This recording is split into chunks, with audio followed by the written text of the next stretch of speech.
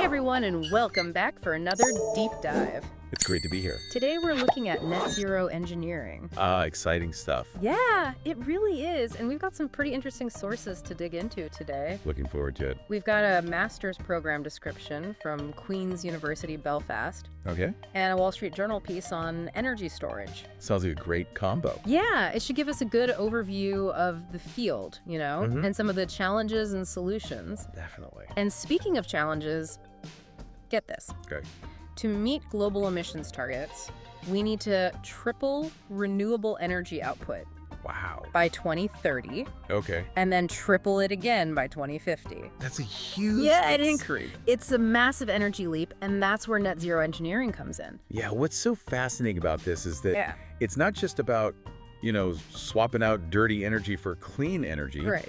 It's about completely rethinking how we design, build, and power everything. So let's break down what net zero engineering actually means. The Queen's University program defines it as developing solutions to eliminate emissions So, across the board, interesting. from the energy sector to manufacturing, transportation, Wow. even building design. Yeah.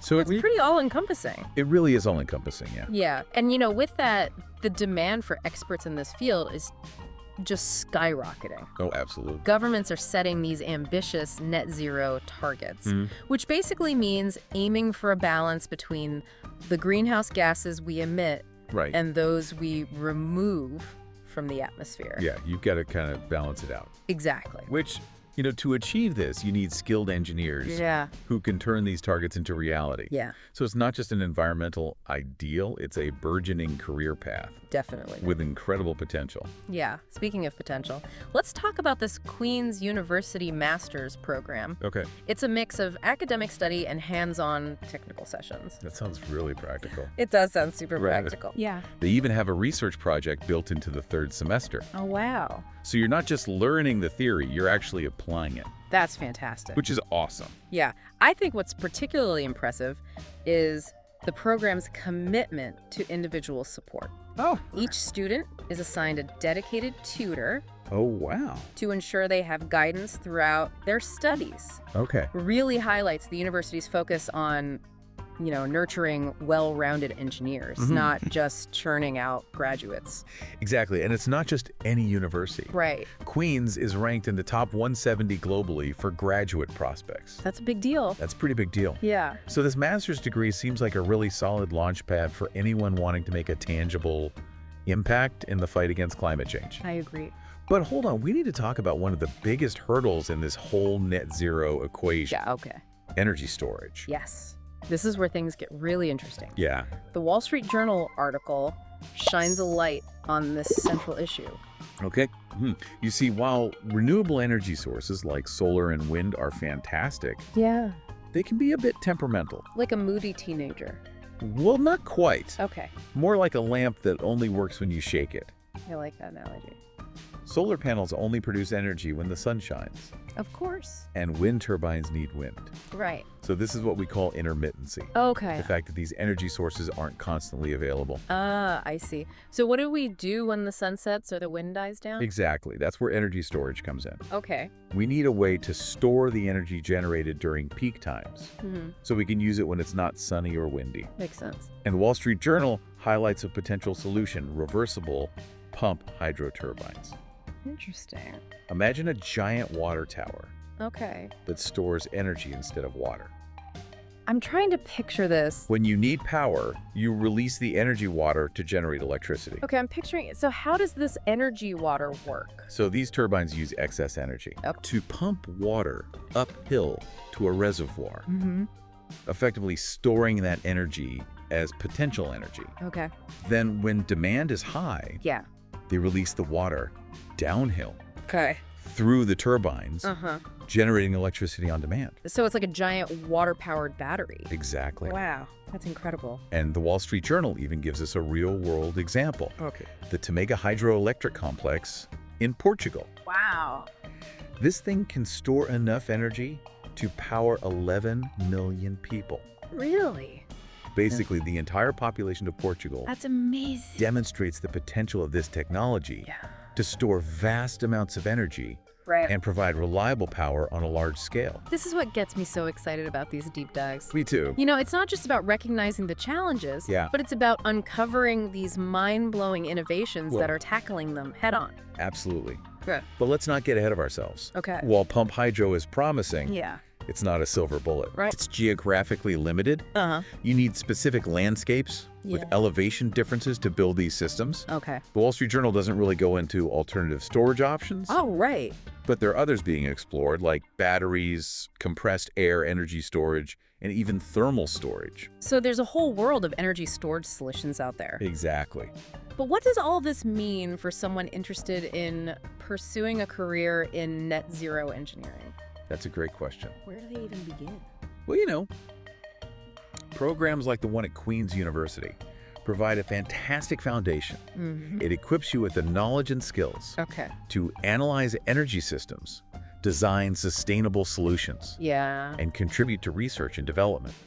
So you're saying someone with this master's degree could end up working on the next big energy storage breakthrough. Absolutely. Wow. They could be involved in anything from designing more efficient pump hydro systems Okay. to developing cutting-edge battery technologies, or even exploring entirely new storage concepts we haven't even thought of yet. The possibilities are pretty much endless, Yeah. but it's not just about the tech, right? What about the Okay. policy side of things? Yeah, for sure.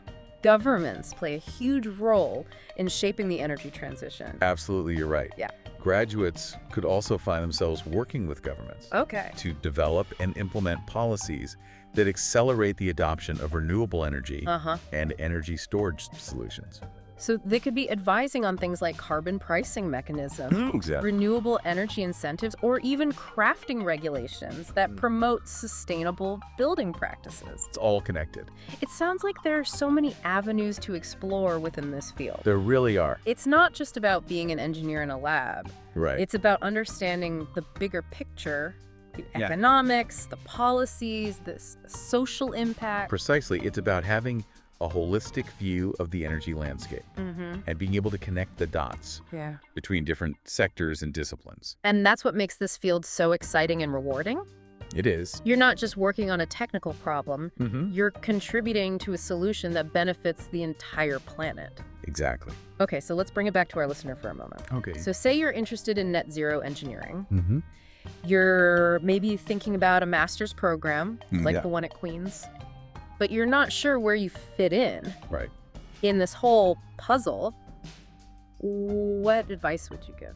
I'd say first and foremost, be curious. Okay. Dive into the different facets of net zero engineering. Mm-hmm.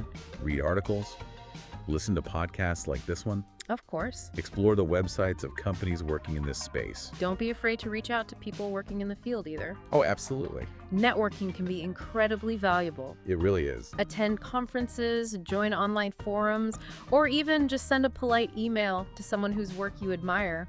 Most people are happy Yeah. to share their experiences and offer advice. Exactly. And remember, Bye. you don't have to have all the answers right now. No, not at all. The beauty of this field is that it's constantly evolving.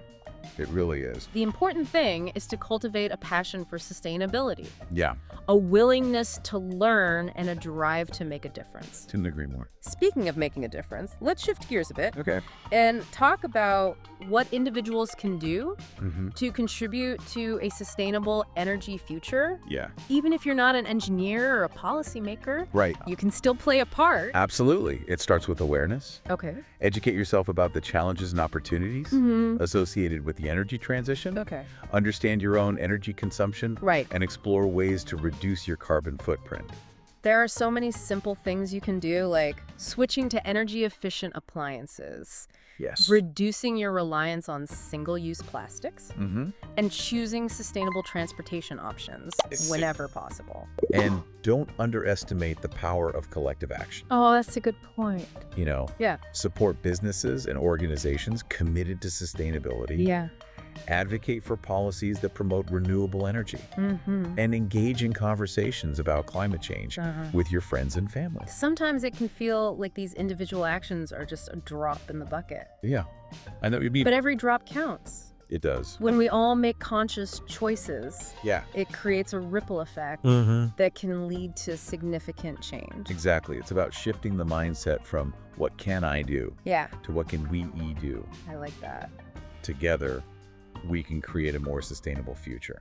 It's a message of hope It is. and empowerment. Absolutely. But let's be real, the transition to a net zero future won't be easy. You're right. There will be challenges, setbacks, and even disagreements along the way. That's true. But that's where resilience and collaboration come in. Yeah. We need to be prepared to adapt, learn from our mistakes, and work together to find solutions. So it's not about being perfect. Right. It's about constantly striving to do better. Exactly. And remember, this is a marathon, not a sprint. That's a great way to put it. There's no quick fix, Yeah. but the journey itself is filled with opportunities for innovation growth and positive impact. Well said. So as we wrap up our exploration of net zero engineering and energy storage, let's leave our listener with a final thought-provoking question. Okay, fire away. We've talked about the technologies Right. and the policies, but what about the human element? Okay. What role do you think creativity, ingenuity, and even a sense of adventure Interesting. play in shaping a sustainable energy future? That's a great question. I think those qualities are absolutely essential. Yeah, Innovation doesn't just happen, right. It requires in a vacuum. imagination and a willingness to push boundaries Yeah. and a bit of that adventurous spirit Right. to explore uncharted territory. Yeah. Think about like the pioneers Yeah. who first harnessed wind and water power Exactly. centuries ago. They didn't have sophisticated computer models or government funding. No, They had that's a excellent. vision Yeah, about but a problem to solve. and a determination to make it work. They were like the original net zero engineers in a way, Yeah, finding creative ways to harness right. the power of nature. To meet their needs. Yeah. Yeah. And that spirit of innovation is still alive and well today. Oh, absolutely. I mean, think about Yeah. the researchers developing new materials for solar panels, the engineers designing more efficient wind turbines, Yeah. or the entrepreneurs creating entirely new business models Right. around renewable energy. They're all driven by a desire to make a difference Yeah. and a belief that a sustainable future is possible. And it's not just about Right. the big technological breakthroughs either. Yeah, sometimes the most impactful innovations Right. come from simple everyday solutions. Like that community in Africa.